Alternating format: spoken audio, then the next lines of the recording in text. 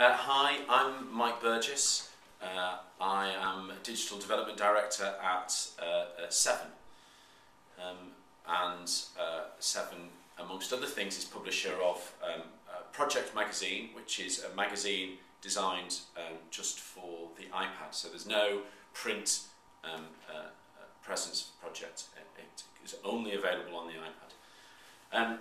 Obviously the thing that we're really interested in and excited about at the moment is the future of publishing and whether or not that resides on tablet devices like the iPad. And obviously there are other tablet devices. We've got the Motorola Zoom coming out really soon on with the Android 3 operating system, which looks really attractive. The market's clearly dominated by Apple at the moment. iPad consists of about 95% of tablet sales, but I think as more and more tablets come out, I think we'll see the Android operating system becoming more and more significant. So the question for publishers really is the tablet the future for publications, for newspapers and magazines? Given our download figures and given the response to the work that we've done so far, and given the kind of really rapid uptake of the tablet device, we think really that tablets are going to play a really important part in publishing. So of course the kind of hot topic at the moment is about whether or not Apple's subscription method is fair to publishers, if there are alternatives, if that's a sustainable business model, if Apple take 30% of the revenue from publishers, how can they sustain that? Well, of course, publishers for their print publications already pay 30% or more for the distribution of those magazines and to retailers like WH Smiths or newsagents. So Apple's point of view is clearly that 30% isn't too unreasonable, given the certain amount of visual merchandising that goes on in the iTunes store.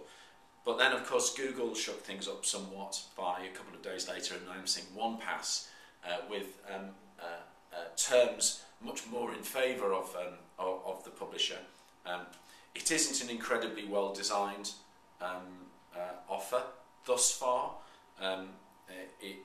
although it does work across multiple platforms, and I think that's really attractive to publishers who have iPad editions, who have newspapers, who have magazines, and have an online proposition too. So for something like the Times, where they're working across multiple platforms, something like Google OnePass does sound like an attractive proposition, and a proposition whereby you don't necessarily have to give 30% of your revenue to Apple. That said, of course, Apple's still massively dominant, and the iPad is at the moment by far the best piece of hardware out there in terms of consumers wanting to buy it and use it. But I think it raises another question, and actually research by e-consultancy has demonstrated that even the wealthy demographic who purchase tablet computers are still very price sensitive when it comes to paying for applications, and a lot of them expect applications to be free. And I think this opens up a whole new market, which is ad-funded or branded magazine-type content on tablets. And I think for publishing agencies like our own, that is a fantastic opportunity to get brands involved in creating editorial content in place of just creating marketing material or buying advertising space in the publications of existing media owners.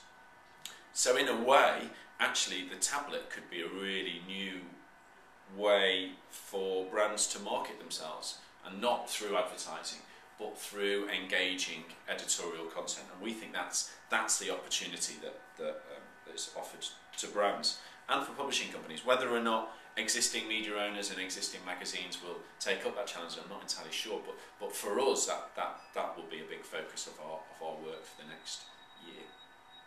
So the next thing is about technology, and it's about how technology is going to enable publishers to enter into this space. And I think it's all going to be about open standards. It's going to be about HTML5, it's going to be about applications that work on Android as well as on Windows and in browsers as well as on tablets. And I think at the moment we're in a place where the tools required to do this aren't available, and we've got Woodwing and we've got Adobe and we've got various other companies creating these kind of workflow tools that plug into the existing production process and allow you to publish onto tablets.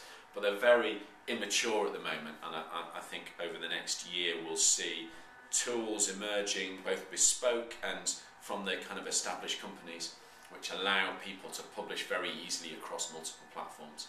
And I think when that happens, there will be a proliferation of content being published across tablets and other platforms.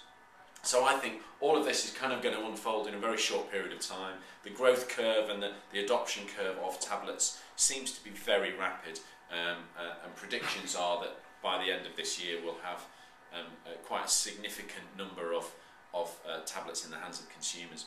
And I think once the publishing industry kind of gathers speed and starts to get content out on these platforms, we'll see them become really ubiquitous.